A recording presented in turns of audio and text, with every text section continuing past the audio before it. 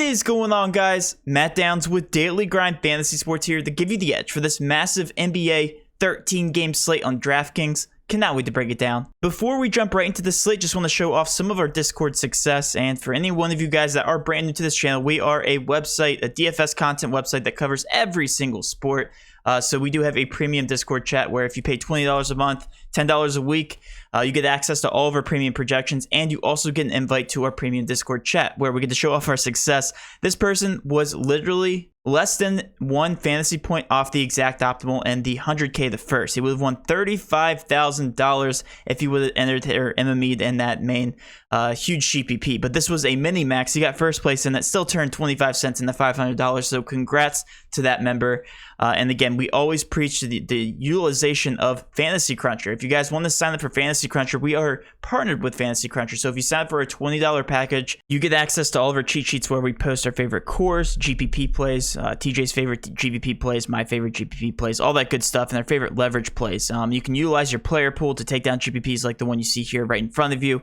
And then if you pay for our $30 membership, you get a $20 credit or voucher to any Fantasy Cruncher product. So we are one of 3 companies to be partnered with Fantasy Cruncher. Huge step in the right direction for our company. So if any of that interests you guys, head over to the links in the description. That is one of the many benefits that we have to offer you guys. Also want to give a quick shout out to PrizePicks, one of our partners. If you guys want to sign up for PrizePicks, if you guys enter the promo code below, DGF, it gives you 100% match up to $100. I will be giving you guys my favorite overall PrizePicks picks here for the slate here a little bit later on in the video. PrizePicks is where you simply hit the over or under of any certain fantasy point projection, one of the easiest ways to play DFS today. But without further ado, let's go ahead and focus on this massive 13-game NBA slate. I will be going game by game, team by team here. We'll start out here with the Philadelphia 76ers. Looking at their injury report, really nothing going on too much. They are without Ben Simmons, as they have been this entire season, so it really doesn't impact the picture. We have to pay attention to Tyrese Maxey. He is questionable. If he is ruled out, that will shake up some of the minutes here with this team. But right now, I have really no interest in these guys outside of larger GPPs. Tobias Harris is one guy that always continues to get minutes. He did get a price drop to $7,600, so I definitely don't mind him from a value perspective. But again, just larger GPPs and the way that these guys played, again, this is a rematch of last night, or 2 nights ago. They scored 127 points, and Tobias Harris played 41 of those minutes. So again, huge upside here for these players. That was an overtime game, so keep that in consideration. So he should be playing, closer to about 36 minutes. Same thing with Joel Embiid. He did play an extreme amount of minutes last game, and he did crush the slate. Scored 74.75 points. I don't expect him to do that again, but you can go ahead and throw him into your player pool. Again, a very good matchup against PJ Washington. Washington is playing the true center role there for the Charlotte Hornets, so I don't mind him for GPPs. However, I'm personally not locking him in. That price tag at 11.7K is very expensive. So really, those are my 2 favorite GPP plays from the 76ers. Looking over to the Charlotte Hornets, these guys have a lot of interest from myself. We have LaMelo Ball, McDaniels, Plumlee, Rozier, and Ish Smith officially out for these guys. All the usage impacts these guys tremendously. If we look up and down the usage chart here, Cody Martin gets a 5% usage rate bump. Same thing with PJ Washington. He gets a 3.5% usage bump. Kelly Oubre gets a 3.4% usage bump. Nick Richards, 1.8%. So really, this entire picture is heavily impacted by taking off LaMelo Ball and Ish Smith off the court here. Overall, my favorite play from this roster is going to be Cody Martin at 5K. I know that looks very pricey, just looking, straight up, just comparing him, the player to the price tag. But he's also carrying a decent amount of ownership here at 21.3%. I think the public is pretty smart here because he played 42 minutes. Again, that was an overtime game last game. But we can't expect him to play about 35 minutes here as long as he does start, which he's expected to. A very tight rotation here from Cody Martin.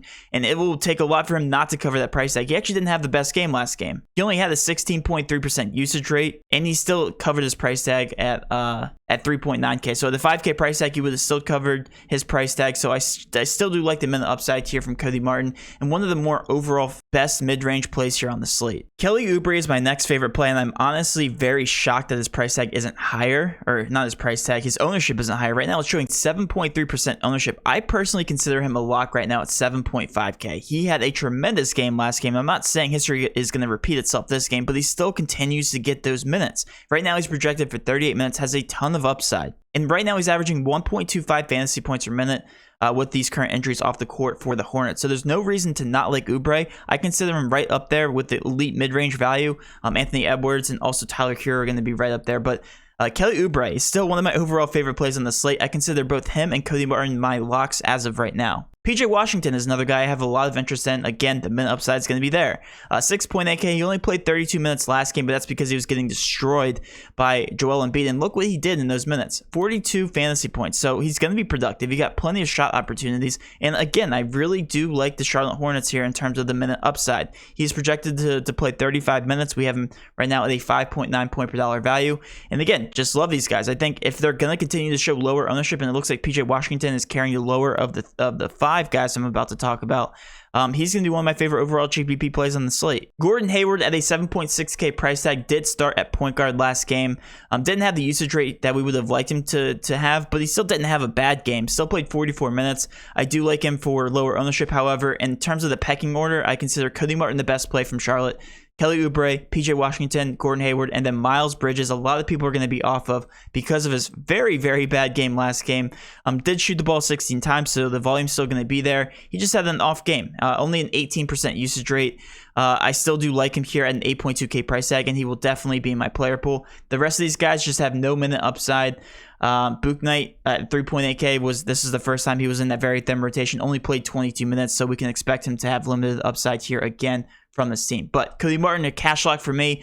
Kelly Oubre, an overall lock. I think he's overall one of the better plays on the slate. PJ Washington, Gordon Hayward, and Miles Bridges, very, very strong GPP plays.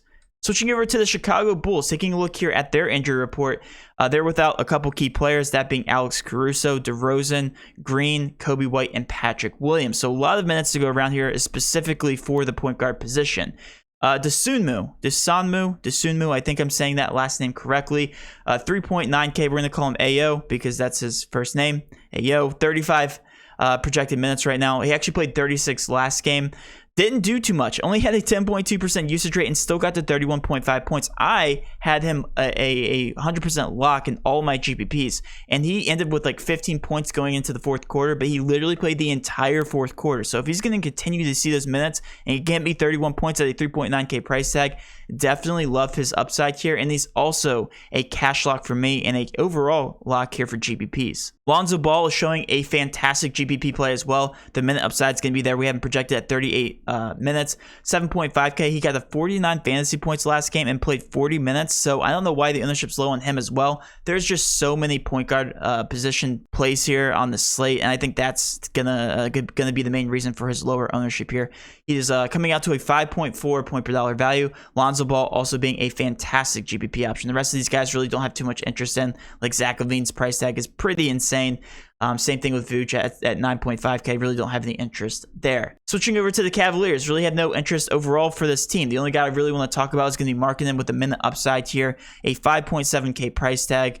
Is still shooting a lot and still getting a decent amount of run here, even with Dean Wade and also Cedi Osman back. He's played 34, 35, and 36 minutes the past 3 games.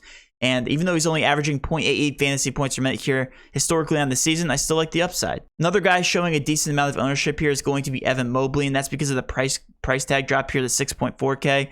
Just hasn't been playing well, and he's also power forward eligible, which explains the ownership. I don't mind him as a last piece if you happen to land on him in cash, just because I think it is a good pace of spot for him. But other than that, Markkanen and Evan Mobley are the only considerations here from this roster. Now, before we go too far, before we cover the Washington Wizards, I did go over some of my favorite prize picks here.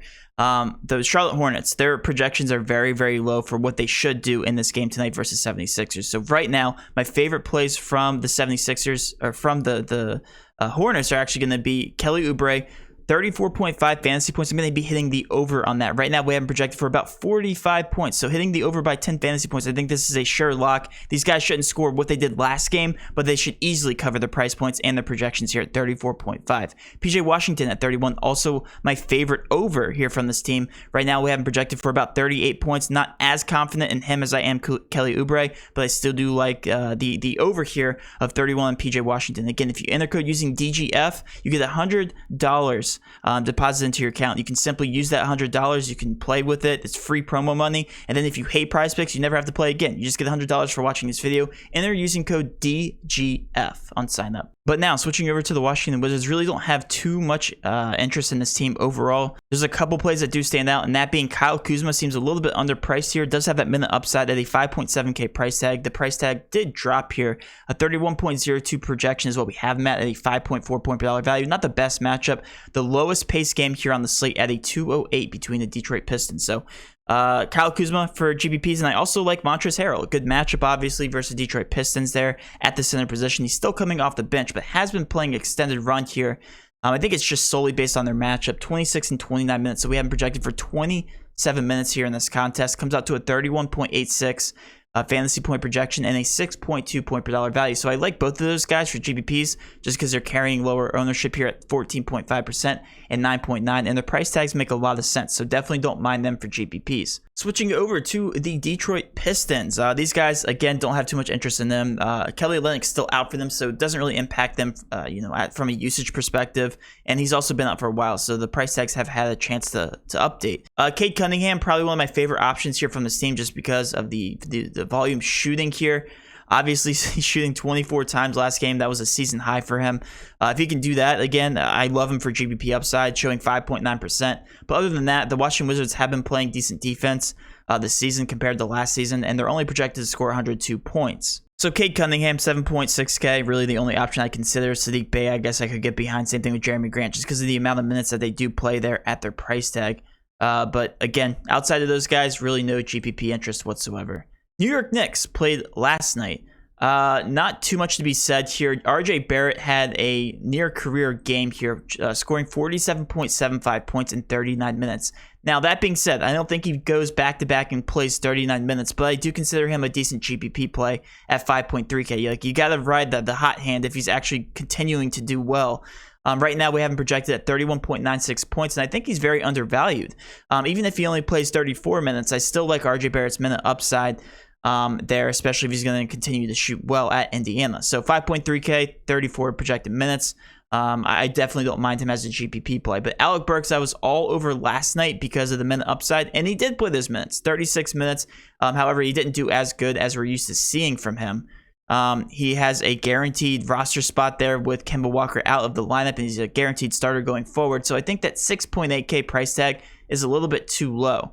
I think going forward at a 7K price tag is going to be priced accordingly. I don't think that he should be below that price tag just with the amount of minutes that he does play. So right now we have him projected for about 35 minutes. Again, I like the minute upside, and he's showing lower ownership. And right now I just consider him a GPP play. The rest of these guys I'm not really high on, like Julius Randle at a 10K price tag seems a bit too overpriced for my liking. Derrick Rose at a 5.1K price tag. As long as he doesn't start, the minute upside's not going to be there. So the rest of these guys I'm going to be off of. Now, switching over to the Indiana Pacers, there are some guard minutes to go around. Duarte and also Caris LeVert have been playing a lot of minutes. Now, that being said, Duarte is a lot more appealing from his price tag standpoint, a 4.6K price tag. We have him projected right now for 34 minutes. He did only play 25 last game, but other than that, he's been seeing very consistent minutes here, playing 37, 35, 30 minutes in his past, 5 out of 7 contests. So right now, very low ownership, a GPP option, but I love the minute upside there on Chris Duarte, averaging 0.75 fantasy points per minute here to start the season. Caris LeVert, not really too high on here at a 5.9K price tag. He just doesn't have a ceiling, especially this season. He's been shooting very bad, not the same Caris LeVert that we're used to seeing. So if he is only going to play, 34-ish minutes at a 5.9K price tag, I personally don't think that's worth it. You can include him in your player pool. I might end up having him in my player pool once it's all said and done, but I do prefer Chris Duarte at his price tag a lot more. And then Brissett at 22 projected minutes has also seen an uptick in minutes the past 2 games. He played 29 and 21 minutes the past 2 games, and at a 3K price tag, he is the bottom of the barrel price tag, the lowest, the cheapest that you can get, and right now technically has the best value here on this team. So definitely don't mind him for GPPs, but the rest of these guys I do think they're overpriced, like Miles Turner here at a 6.1K price tag. I don't hate him for GPPs, but Malcolm Brogdon at 8.5K, I do think that's a little overpriced. Like, in order for him to cover his price tag and take down the GPP, he'd have to get to about 50 plus points, and he's only done that one time this entire season. So Chris Duarte probably being my favorite option by far here from the Pacers in terms of a GPP play. Switching over to the Milwaukee Bucks versus the Miami Heat. Really no interest whatsoever here from the Milwaukee Bucks, assuming that they do play everybody. Like, as long as Giannis, Chris Middleton, Andrew Holiday are all active, there's really no interest at all. There's no reason to go to these guys because you're pretty much, just closing your eyes and picking one of them, depending on the type of game that they do have. Like, they all carry a tremendous amount of usage. The price tag's really high on all of them. As long as Chris Middleton's above, like 7K, then he's just overpriced. I mean, Drew Holiday, 8.3K. Again, these price tags are still coming down from when Giannis was out for those couple games. So really no interest here in the Milwaukee Bucks. With the Miami Heat, we know that a lot of guys are ruled out. Bam and Jimmy Butler, along with Morris and Oladipo. So this entire picture, a lot of minutes and usage to go around. We've seen a good sample size of both Tyler Hero and Kyle Lowry without those guys, and they got up to about 8K. And right now they are at a 7K price tag, and Kyle Lowry's at a 7.2K price tag. So you love to see that. The ownership, the highest on Tyler Hero, and I do think he's one of the more obvious plays on the slate. He's also cheaper than both Kelly Oubre and Anthony Edwards, who's playing without D'Lo. So he's the more obvious value in terms of the mid-range pricing here for me. He's averaging 1.15 fantasy points per minute here without Jimmy Butler in the lineup. Same thing with Bam. So honestly, just love them in the upside. Love the matchup, assuming that they can keep it closer. Expected to score 106 points here against the Milwaukee Bucks, and it's supposed to be relatively competitive. It should be because it's at home. So I do like Tyler Hero, and I do like Kyle Lowry. Kyle Lowry just never performs for me personally, but he does have ceiling games, and he has had ceiling games without Jimmy Butler. So in order to cover his price point, he has to get to about 45 to 50 points to take down some GPPs. So I do like him here, projected at 36 minutes. More of a GPP play for me, but I definitely don't mind him if you happen to land on him as a last piece in cash. So Tyler Hero, definitely one of my favorite options overall on the slate, and I consider him a lock. PJ Tucker at 3.2K, just because he plays minutes, and this is a revenge game, I guess you could say, even though he won the championship there with the Bucks. No hard feelings, just couldn't pay his salary. But at 29 projected minutes, definitely don't mind him at a 6.2 point per dollar value as a GPP play, just with a minute upside at that price tag. Now, switching over to the OKC Thunder. There's really only two guys I want to talk about. Lou Dort's always going to have that minute upside. As you can see, their entire roster is back. No injuries to report for them. And Lou Dort's still playing consistent minutes. He's playing 37. I played 36 for the last two games because we can throw the last game out because it was a blowout. There he only played 25 minutes, obviously the worst loss in NBA history. But Lou Dort plays a tremendous amount of minutes, 5.3K, and really isn't a high usage player. He's going to continue to get the shots. So at an 11.3% ownership, do like him for GPPs. And also Darius Bazley, 3.9K, did play 29 minutes last game, surprisingly. I would say I'm back off of him just because we don't expect to see those types of minutes again. But the price tag did drop here at 3.9K, so I don't mind him as a GPP punt play. But those are pretty much it. I don't really like SGA, never have. 8.6K is very overpriced, and Josh Giddey at 6.6K. That price tag's going to continue to come down as long as these guys are back for OKC. Now, switching over to Toronto, these price tags were actually very surprising once I opened up my browser and opened up Fantasy Cruncher, because these price tags are very, very high. Talking about Siakam, Van Vliet, Scotty Barnes, like they're all in the 8+ K range. Like, you're paying 9.3K for Van Vliet. So yes, these guys are all GPP options, but I am most confident in Precious Achiuwa. That is the only cash option that I would consider here from this team. A 4.6K price tag and 21.5% ownership.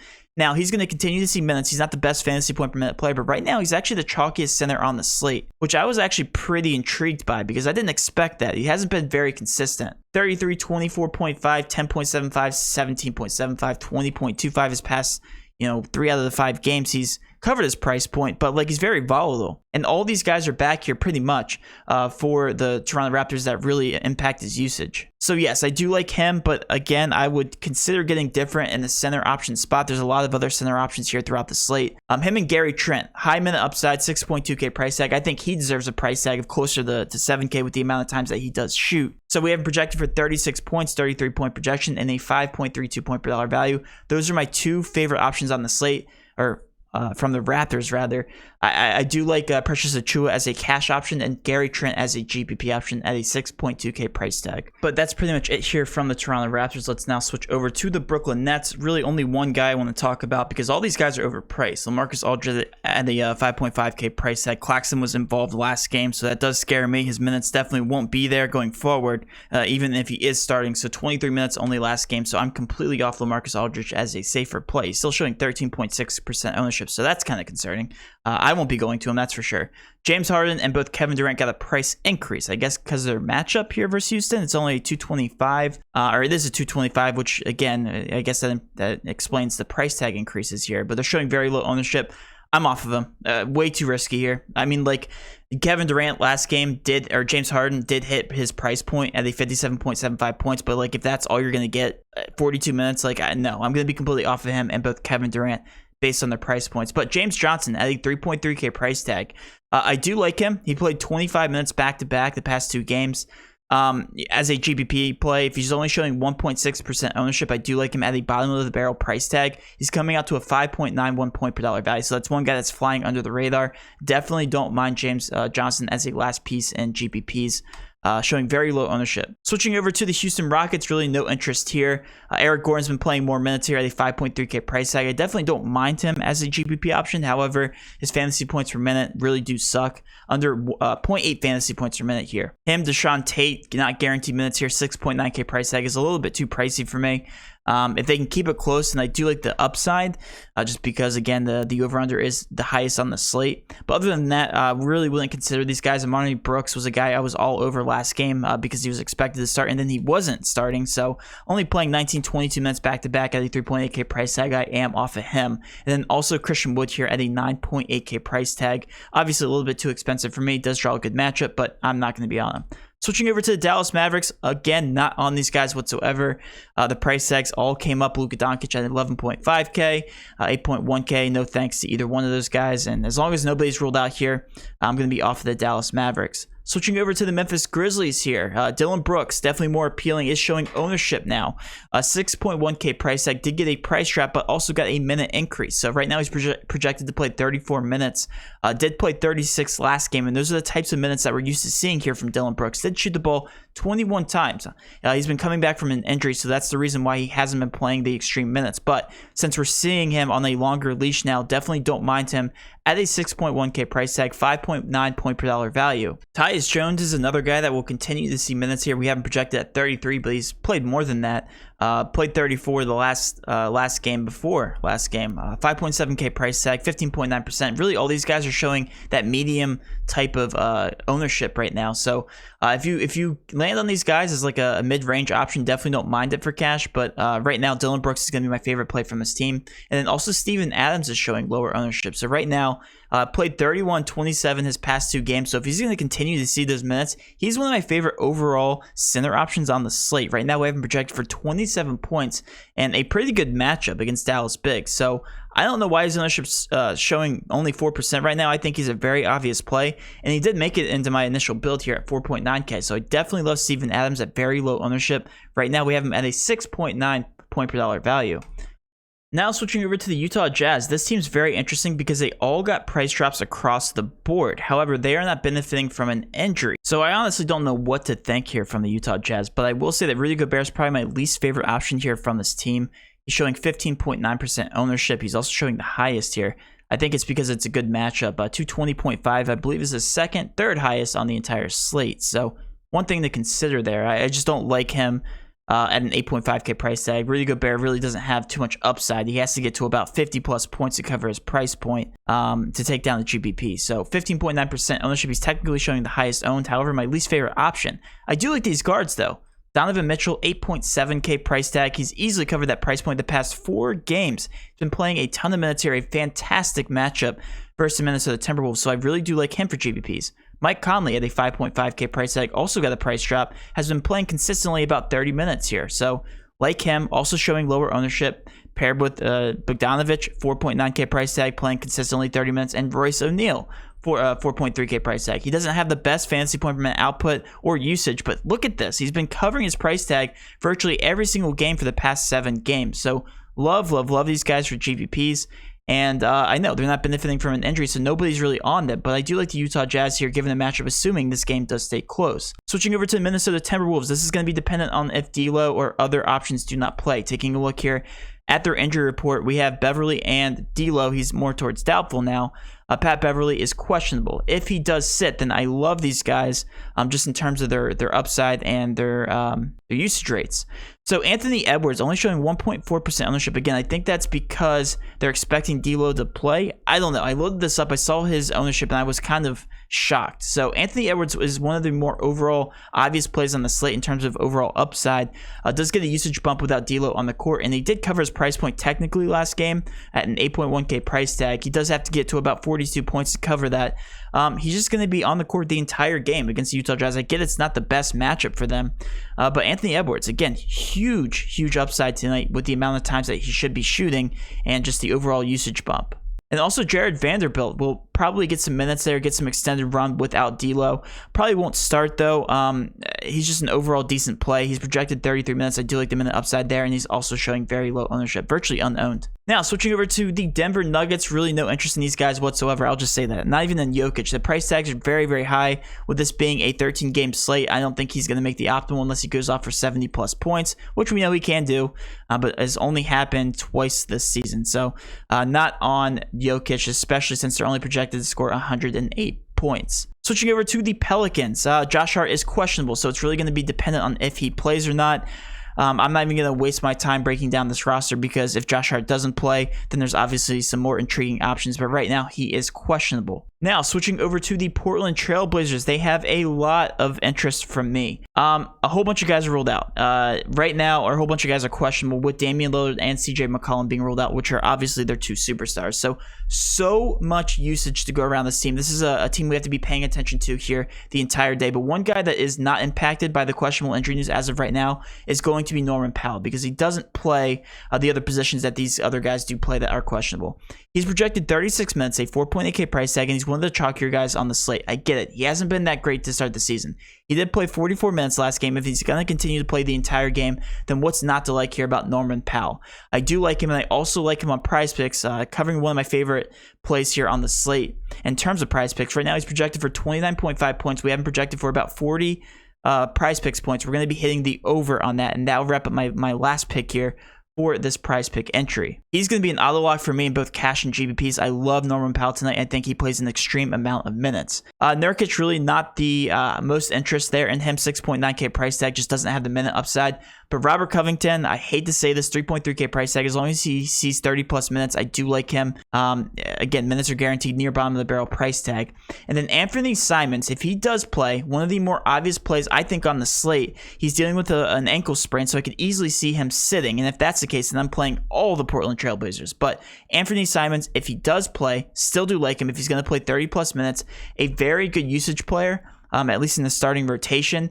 And if he does play, 31 projected minutes is what we have him at, and 35 fantasy points, and the highest value here on this roster.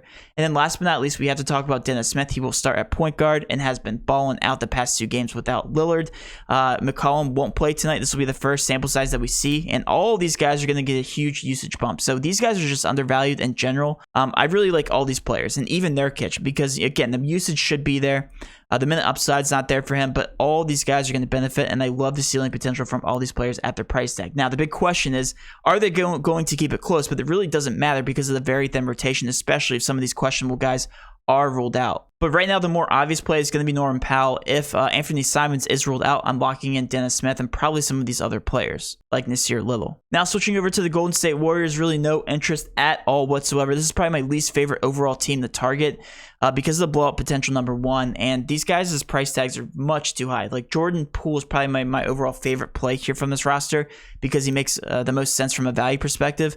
But we have him only at a 4.8 point per dollar value. I'm not even going to waste my time here talking about the Golden State Warriors. I'd much prefer the Portland Trailblazers on the other side at their price points. Switching over to the Orlando Magic, we have Cole Anthony showing the highest owned player here for this roster, 17.3%. And I do consider him a cash option because he did get a price drop here, 7.6K. Definitely don't mind him in a pace-up spot here versus Sacramento Kings. This is the second highest over-under on the slate at a 223 game total.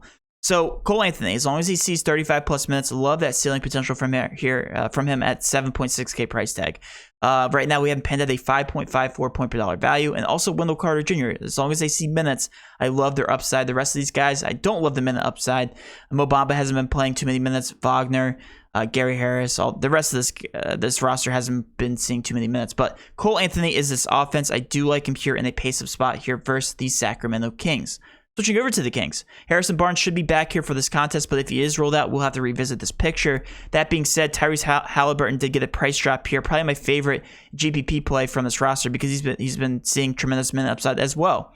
37 and 40 minutes the past 2 games. Again, not my favorite overall play here, just looking at the roster in terms of GPPs. But the minute upside will be there for Tyrese Halliburton, and the rest of these guys really have no interest in, as long as Harrison Barnes does play. Now, even if he does play, he will be on a minute restriction, but again, all these guys are pretty priced accordingly. Switching over last but not least here to the Boston Celtics. These guys just played last night with obviously Jaylen Brown being out, and Jason Tatum obviously playing to his fullest extent. 38.3% usage rate. We'll see something very similar to that again. However, 10.6K, he's going to have to get me like 60 points for me to consider him in larger GPPs. He's been hitting that price point. I don't consider him safe whatsoever, though. Obviously, a far better matchup here versus the Clippers, and it should be a lot more scoring than against the Lakers. But again, the price tag just very expensive here for Jason Tatum. I would barely even consider him in GPPs. But some easier guys to get to here. Marcus Smart got a price decrease to 5.9K. Same thing with Dennis Schroeder at 6.2K. Love these guys for GPPs, especially at their ownership. They're not showing any, 1% and 0.5%. So love them in the upside there. Those are my favorite GPP plays from the Boston Celtics. Last but not least, we do have the Clippers.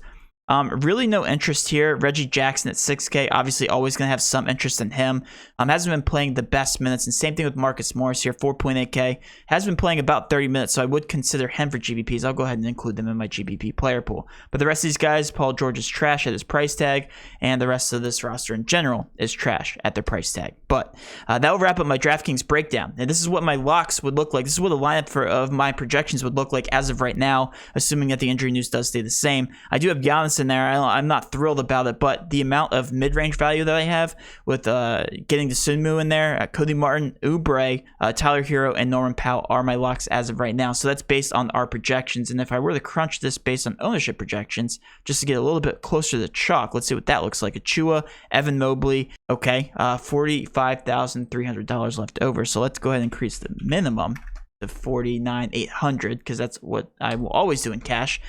We fill our lineup with Jaren Jackson, Rudy Gobert, and Dylan Brooks. Definitely don't mind that. So the Memphis Grizzlies for some chalk fillers there. So if I were to do a lineup right now, again, everything will change closer to the lock as we know. But if the injury news does stay same, my lineups would look something similar to that. And that will wrap up my video, guys. Hopefully you did enjoy this content. If you did, please do hit that subscription button, notification bell, and of course smash that like button for all of our future NBA content. With all that being said, have a great rest of your day, and let's cash.